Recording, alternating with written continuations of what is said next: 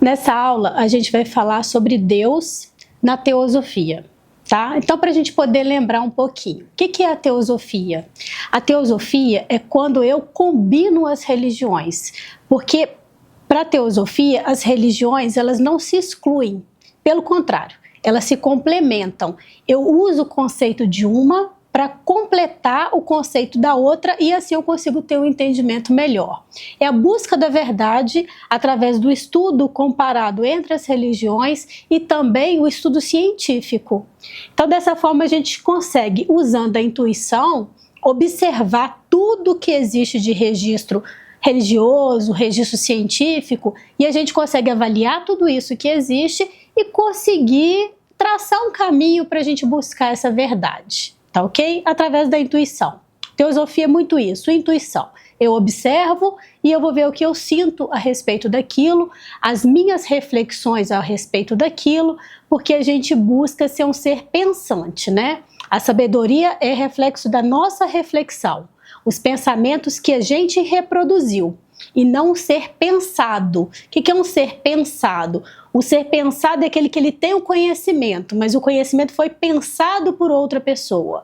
Outra pessoa pensou aquilo e ele apenas reproduz. Então ele é um ser pensado, ele não pensa, ele é um ser pensado. É a diferença do conhecimento, um ser pensado, alguém pensou e ele está reproduzindo, e sabedoria, alguém pensou, ele refletiu sobre aquilo e ele tem as suas próprias reflexões, as suas próprias ideias. Sabedoria, tá ok? Então, já que a gente está falando também de ciência, eu vou começar com um estudo científico. Tem um médico psiquiatra, ele é um médico americano, e ele publicou um estudo científico em 1975. Foi um livro, After Life After. Isso, vida pós-vida. Na verdade, a tradução é assim, literal, mas a gente fala de experiência de quase morte. Então, ele buscou coletar relatos de vários médicos, e esses médicos, eles recebiam pessoas em condição de quase morte. Sabe aquela pessoa que ficou morta por alguns minutos? Então, a pessoa, e depois ela ressuscita? Então, esses médicos começaram a relatar acontecimentos muito estranhos nesses atendimentos. Por exemplo, o paciente relatava que o paramédico tinha pego o celular dele, guardado numa determinada gaveta, ou que algum parente chegou perto dele, ou até caso de chave, tem um relato de chave, que ele perde as chaves e ele fala que foi uma determinada pessoa que pegou a chave, ou alguém que está no quarto ao lado, no atendimento ao lado, ou alguma coisa que aconteceu no hospital, e sendo que naquele momento ele estava morto, ele está morto, sem sinais vitais nenhum. Então, como que ele poderia relatar algum acontecimento dessa forma, né? Então, esse relato vem através de relatos de que a pessoa teria saído do corpo. Então, como que isso funciona? A pessoa está lá no atendimento de socorro, está sem batimento cardíaco, e muitos relatos de pessoas que saíram do corpo, viram o corpo de cima, viram o que aconteceu, relatam coisas específicas do atendimento daquele paciente, coisas específicas que aconteceram dentro do hospital, ou às vezes no quarto ao lado, uma pessoa específica que estava do quarto ao lado, e isso começou a chamar muita atenção dos médicos. Então, o Dr. Raymond Wood, esse médico psiquiatra que eu estou falando, que publicou esse livro, After Life After, em 1975, quando ele publica esse livro, ele junta todos esses relatos desses médicos e começa a avaliar essas questões. Ele faz um estudo que ele coloca uma imagem, ele coloca é como se fosse uma prateleira, tá? Acima da cama da pessoa. A pessoa está aqui no hospital, coloca uma prateleira bem acima da pessoa, com uma imagem lá em cima. Aí a pessoa que relatou que saiu do corpo, né, que ela viu lá de cima o que estava acontecendo, para ela relatar o que tem de desenho ali. uma maneira de provar, né? Porque o cientista, os profissionais, eles precisam de uma prova concreta. A espiritualidade não pode ser uma coisa somente intuitiva, né? Ela tem que ser provada, eles vão atrás dessa prova. E ele começa a relatar muitos acontecimentos que vão provando. Ele vai provando que existe a possibilidade, né, dessa consciência existir além de um corpo físico. Então, aquela pessoa relatou que ela saiu do corpo, que ela viu uma outra realidade, ou relata outras experiências, e ela retorna ao corpo, trazendo essas experiências para os relatos, né, dos médicos ali. Então, isso é um ponto de partida para a gente começar a refletir sobre a possibilidade da consciência existir além desse corpo físico. Então, esse corpo físico, ele passa a ser apenas um meio de você transmitir uma consciência. Ele é um transmissor. Ele é um meio para você transmitir essa consciência. Mas essa consciência, ela pode existir além desse corpo físico. Na espiritualidade, a gente demonstra muito isso através do médium, né? O médium recebe aquela outra consciência, uma pessoa que já faleceu. Aí essa pessoa vem e ela transmite uma informação através do médium. O médium não é aquela pessoa, né? Mas ele está transmitindo uma informação específica que só aquela pessoa, aquele falecido, tinha, e ele transmite essa informação através do médium.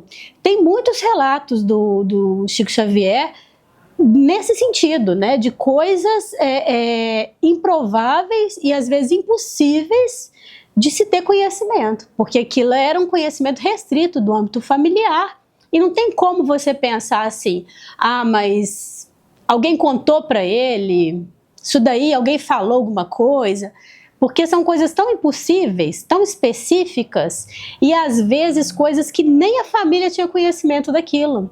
Elas vão ser reveladas depois, através de algum esclarecimento, que aquela consciência que já não está mais no corpo físico, ela transmite através do médium. Então é muito interessante essas questões, né, da consciência. Mas para a gente voltar ao tema da nossa aula, a gente está falando de Deus na teosofia, né? Então, como que Deus é colocado na teosofia?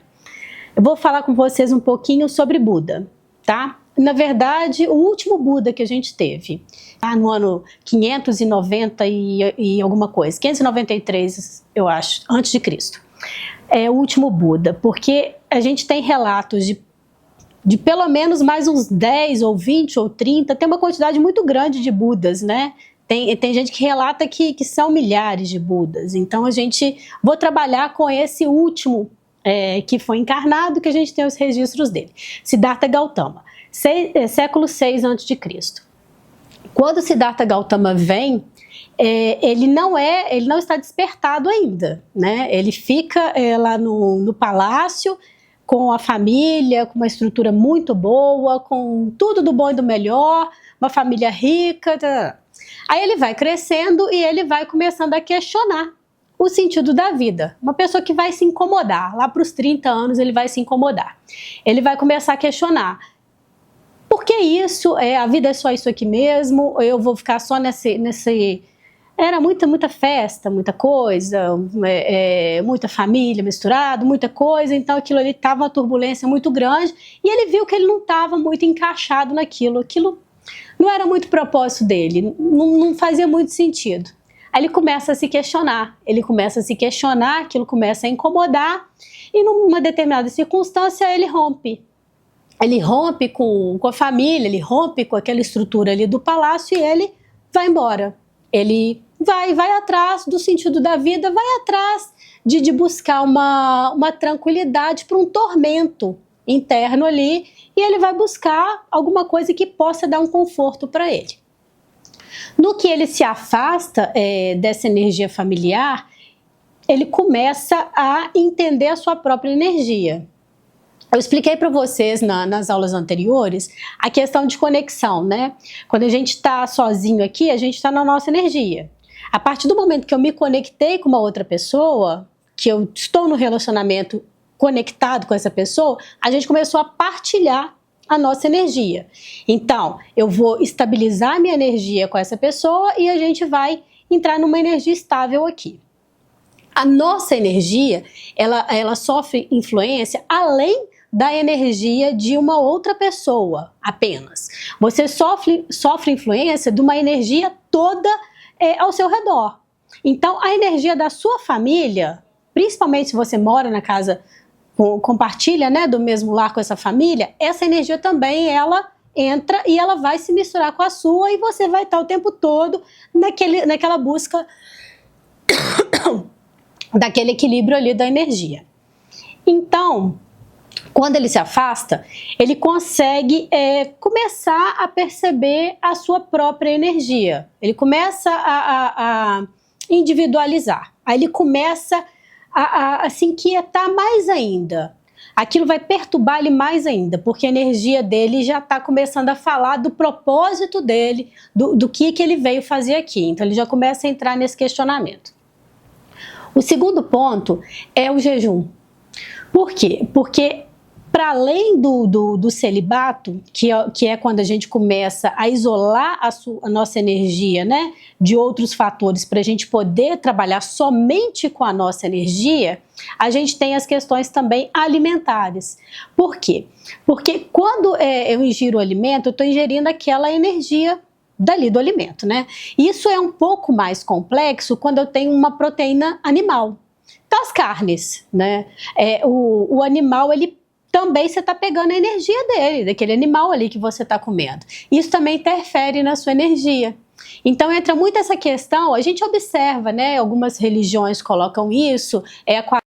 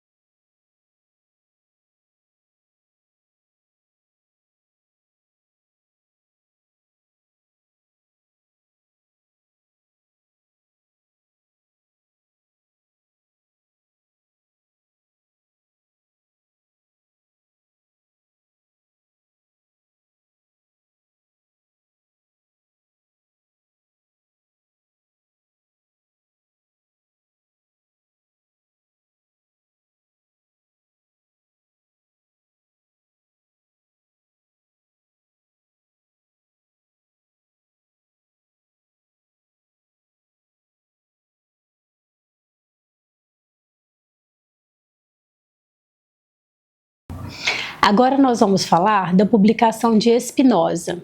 Quem foi Spinoza? Spinoza foi um judeu, no ano de 1500, 1600, por ali. Ele publica um livro. E esse livro diz respeito a quê? Ele relata ter tido acesso aos evangelhos de Maria Madalena e aos evangelhos de Tomé. São Tomé, que só acredita vendo, que foi discípulo de Jesus, e Maria Madalena, que fica aquela questão, né? Se foi consorte ou se era uma amiga, como é que era a relação ali dos dois. Enfim, não é esse o ponto. O ponto é que ele relata ter encontrado esses dois evangelhos, e nesses evangelhos contém uma série de informações. Então ele publica esse livro até é condenado, é proibido pela igreja, é um livro muito difícil de você encontrar, mas se você fizer uma pesquisa um pouquinho mais profunda, você acha o que esse livro aí estava querendo dizer. Eu vou trazer um resumo aqui para você. Nesse livro, através desses dois evangelhos, é colocado da seguinte forma, que nós, olha a coincidência com o budismo, tá? Que nós somos parte da divindade. Tudo que eu acabei de te falar lá atrás. Somos partes da divindade.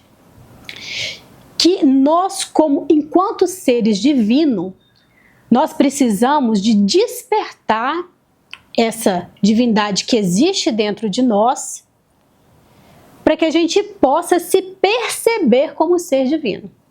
Porque enquanto eu não me percebo, enquanto eu busco a divindade fora de mim, eu estou buscando um ser de adoração, um ser para ser adorado. Então eu estou buscando a felicidade externa.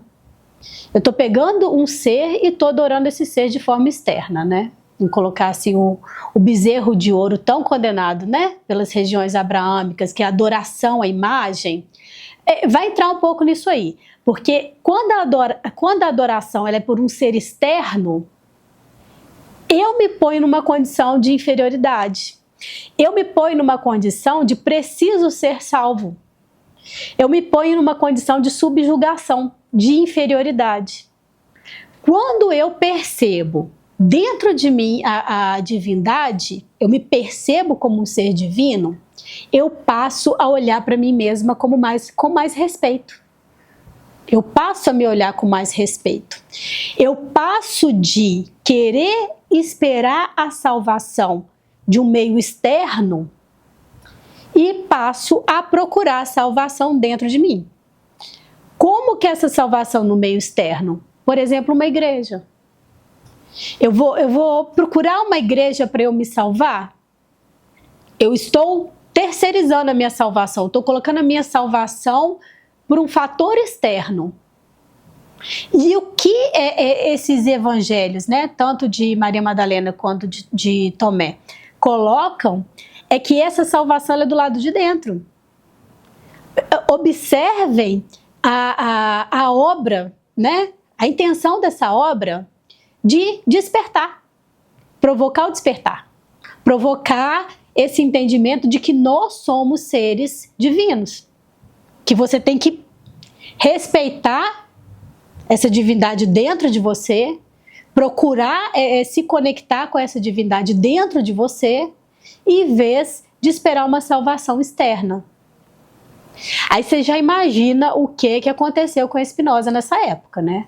Perseguido, excomungado, a família expulsou ele, a confusão danada e ladeira abaixo. Ladeira abaixo.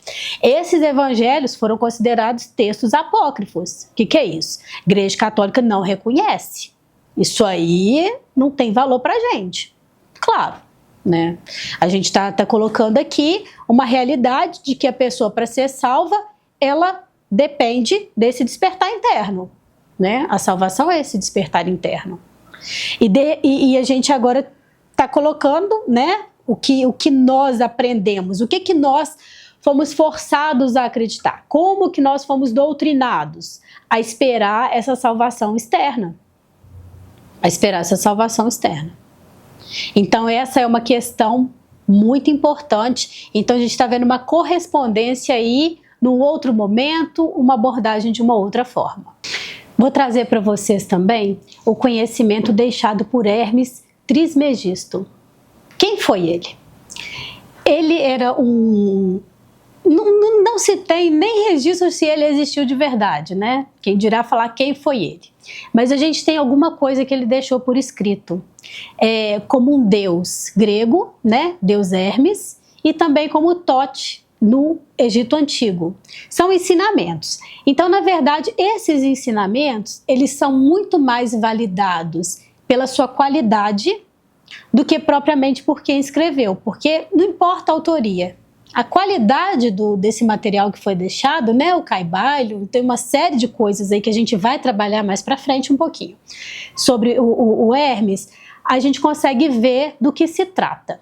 Mas o que eu quero trazer para vocês aqui, dentro do nosso assunto aqui do momento, é a questão da unidade trazida por Hermes Trismegisto. O que é essa questão da unidade? Que tudo é uma coisa só. Olha só, a mesma coisa que eu estou falando aqui de outras formas, tudo é uma coisa só. Então, tudo está conectado. Vai para além da questão só das pessoas, né? Então, vai para além dessa nossa consciência mais evoluída. Então, ela vai para uma consciência animal, para uma consciência vegetal, para uma consciência mineral, ele vai puxando lá para trás. Tudo é uma coisa só. Independente do nível de consciência daquilo ali. Então, tudo está conectado. Aí, lembra do que a gente fala de relacionamento? Eu gosto de voltar nisso para deixar isso firme. Se eu estou conectado com uma pessoa, estou aqui, estou num relacionamento conectado. Tem uma relação aqui que ela é profunda. E eu dou uma porrada aqui nessa pessoa, uma martelada. Dei uma martelada. O que eu estou fazendo? Estou jogando a energia dessa pessoa que está comigo para baixo. Se eu julguei a energia da pessoa que está comigo para baixo, o que acontece com a minha? Desceu junto. Ó, o nome disso é o que no dia seguinte? Remorso, culpa, me perdoa, pelo amor de Deus, eu não queria ter feito isso. Por quê? Porque a energia do outro aqui, que provocou o mal, desceu junto. Vocês estão conectados. É a mesma coisa que você dá uma martelada no seu pé. Seu pé não faz uma parte do seu corpo? Então, você vai dar uma martelada no seu pé? Não, por quê? Ah, vai doer. Vai doer. E se eu der uma martelada na pessoa que está comigo conectada? O que vai acontecer? Vai doer também. Se você está conectado, vai doer também. Por quê? Vocês estão partilhando da mesma energia. Tá. Então as pessoas todas estão conectadas em maior ou em menor profundidade, não é? Tá. Todas as coisas estão conectadas? Sim. Então, se todas as coisas estão conectadas em maior ou menor profundidade, eu fazer mal a uma outra pessoa, eu estou fazendo mal a mim mesmo. Em maior ou em menor intensidade. Depende da minha conexão. Você já reparou quando a gente faz mal para alguém da nossa família? Fiz um mal, fui muito agressiva, falei um monte de bobagem lá para uma pessoa da minha família, não devia ter feito aquilo. Aquilo te faz um mal que te arrebenta. Por que aquilo te arrebenta? Porque você está conectado com aquela pessoa. Então aquilo te arrebenta porque vocês estão partilhando da mesma energia. Voltou aqui, ó. Voltou o seu pé, é parte do seu corpo. Então, se você está partilhando uma mesma energia, se você derruba a energia ali, você está derrubando a sua também. Porque existe uma conexão. Em maior ou menor intensidade, né? Vamos ver então o que Jesus falou na Bíblia? A gente vai partir para isso. Porque vou falar dos 10 mandamentos, né? Quando Moisés coloca lá os 10 mandamentos, né? Qual que é o maior ensinamento de Jesus? O que ele coloca? Amar a Deus sobre todas as coisas e ao próximo como a ti mesmo. Não é isso? Eu tenho que amar a Deus e eu tenho que amar o meu próximo. Mas como é que eu vou amar o meu próximo, né? Esse negócio fica uma coisa difícil de explicar. Estou te explicando com essa relação toda do budismo, com essa relação toda que veio aí de Spinoza, e agora eu vou te mostrar o ensinamento de Jesus. Vou colocar aqui, porque eu não consegui decorar todas essas passagens bíblicas, então alguma coisa eu vou trazer pra gente. Olha, rapidinho, tá? Honra teu pai e tua mãe, e amarás o teu próximo como a ti mesmo. Mateus 19:19. Amarás a teu próximo como a ti mesmo. Bem fazeis. Tiago 2:8. Amarás o teu próximo como a ti mesmo. Não há outro mandamento maior do que este. Marcos 12:31. Não te vingarás, nem guardarás ira contra os filhos do teu povo, mas amarás o teu próximo como a ti mesmo. Eu sou o Senhor. Levítico 19:18. E que amá-lo de todo o coração e de todo o entendimento e de toda a alma e de todas as forças, e amar o próximo como a si mesmo, e mais do que todos os holocaustos e sacrifícios. Marcos 12:33.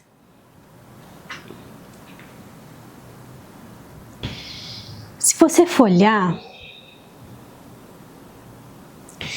tem tantos ensinamentos assim, eu não vou ficar lendo o que está escrito na Bíblia, não precisa. Já é mais que o suficiente.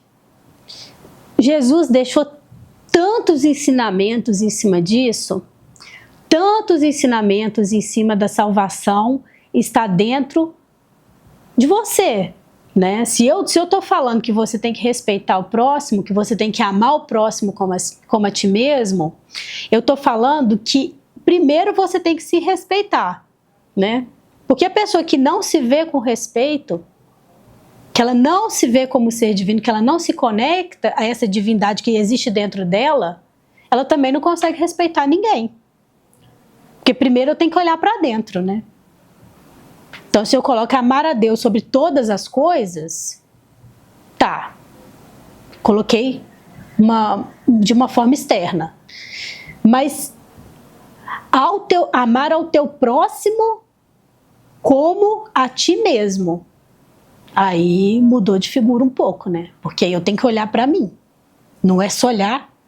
Adorar quem está externo, adorar um Deus, é muito fácil. Adoração a Deus é uma coisa fácil. Agora, se perceber com respeito, amar ao teu próximo como a ti mesmo, aí o buraco já é mais embaixo. Por quê? Vou começar a me perceber e eu vou começar a perceber o meu semelhante e ter respeito por ele também. Mas para me ter respeito pelo outro, eu tenho que ter trabalhado o respeito por mim mesmo. Agora a gente vai falar do islamismo. Olha as correspondências, né? O islamismo sufis. O que é isso? O sufismo, que é uma crescente dentro do islamismo, dentro do Islã. O que isso está pregando? Está pregando que você tem que buscar a sua conexão direta com Deus. Olha que interessante. Você está saindo daquela figura de contemplação de algo externo, da salvação vir de fora para dentro, para a salvação vir de dentro para fora. Então, ele prega o seguinte, que você busca o conhecimento, que você busca o entendimento diretamente com Deus. Então, você não precisa de nada que venha de fora. É você. Então, percebam que essa conexão é uma coisa interna. Isso vai para o nosso entendimento de despertar esse divino aqui. Porque se eu tenho uma conexão direta, eu tirei os intermediários. Eu não preciso de ter alguém para me explicar o que é certo. Eu saio da condição de um ser pensado, alguém antes de mim pensou e me disse o que é certo. Isso é um ser pensado, né? Pensamento está pronto. Então, eu sou pensado, eu não penso. Eu estou reproduzindo o que me foi entregue. Então você sai de uma condição de ser pensado para uma condição de ser pensante. Por que pensante? Porque a sabedoria só vem quando eu começo a refletir sobre aquilo que veio para mim. Então, quando eu traço essa linha reta, meu canal é reto aqui com Deus, ó, a linha reta, e eu começo através disso, aí vamos para a teosofia que ela põe intuição em tudo. Vou através da minha intuição. Eu vou buscar o conhecimento, eu vou começar a refletir sobre o que é certo ou errado, eu vou começar a refletir sobre os ensinamentos que Jesus passou, aí eu começo a ser um ser pensante. Aí é sabedoria. Porque não adianta só eu pregar, você tem que amar a Deus e você tem que amar o próximo como a si mesmo. Tá. Mas qual a sua reflexão sobre isso? Você nem me pergunta como que isso chegou, como que se deu essa conclusão? Por que isso? Aí você começou a virar um ser pensante, né? Se você pode questionar, então você começou a pensar, você pode pensar. Agora, quando eu viro para você e falo o seguinte, olha, você não pode questionar o que está escrito aqui, você não pode interpretar o que está escrito aqui, só eu posso. Você não pode interpretar, você não tem sabedoria para interpretar o que está aqui, você não pode questionar absolutamente e nem perguntar nada. É isso aqui, toma, engole. É isso aqui. Complicado, né? Complicado, porque isso gera uma trava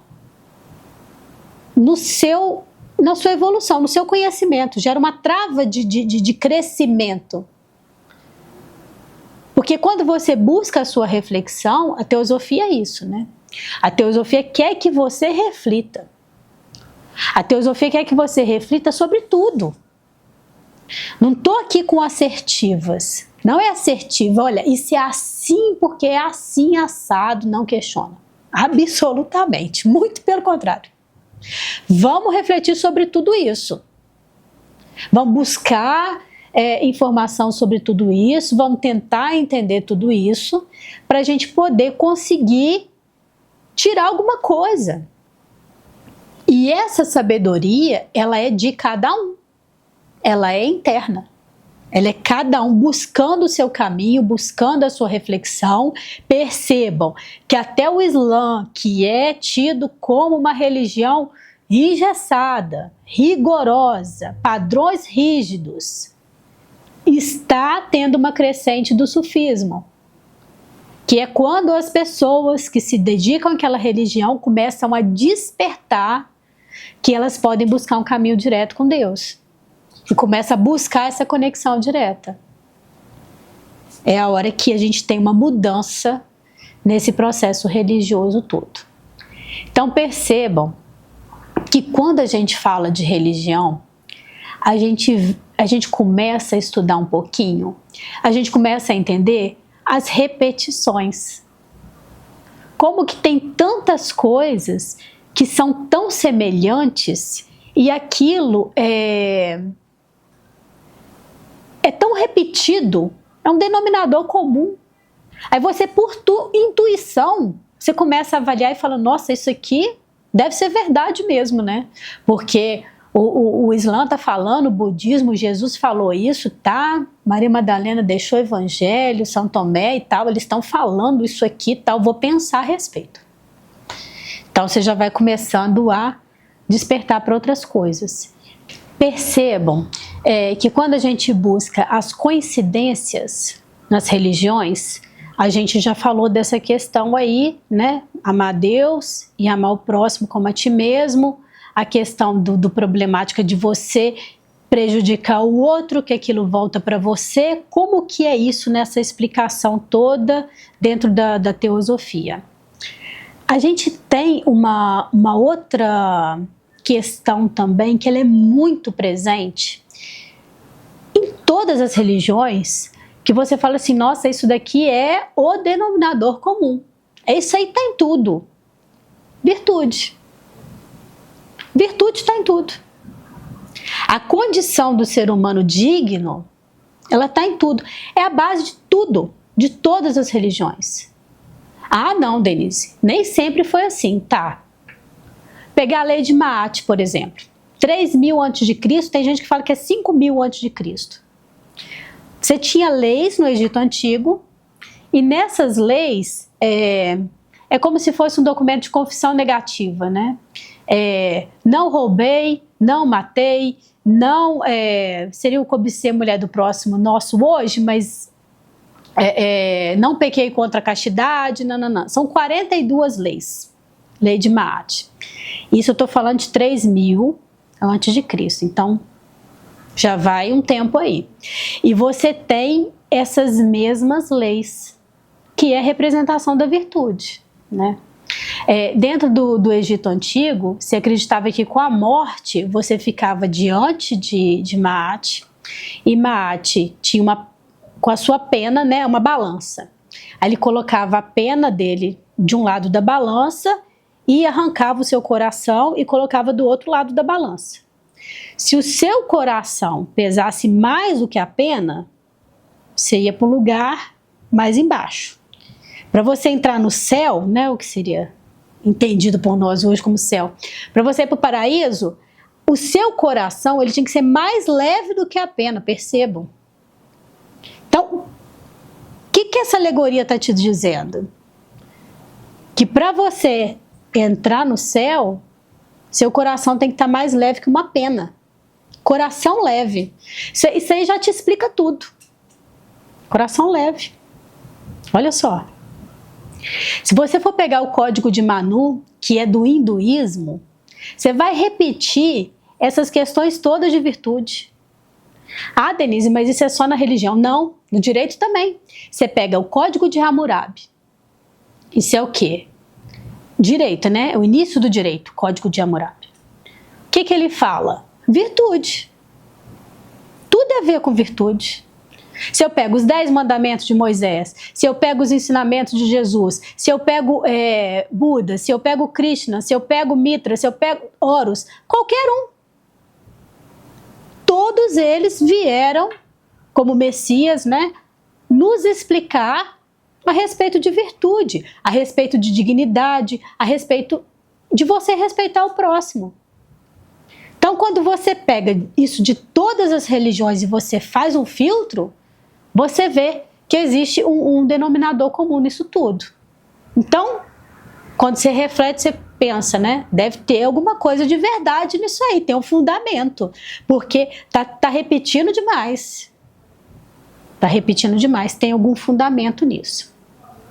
Então, que fique de reflexão para nós, mais essa aula, e espero vocês no próximo encontro.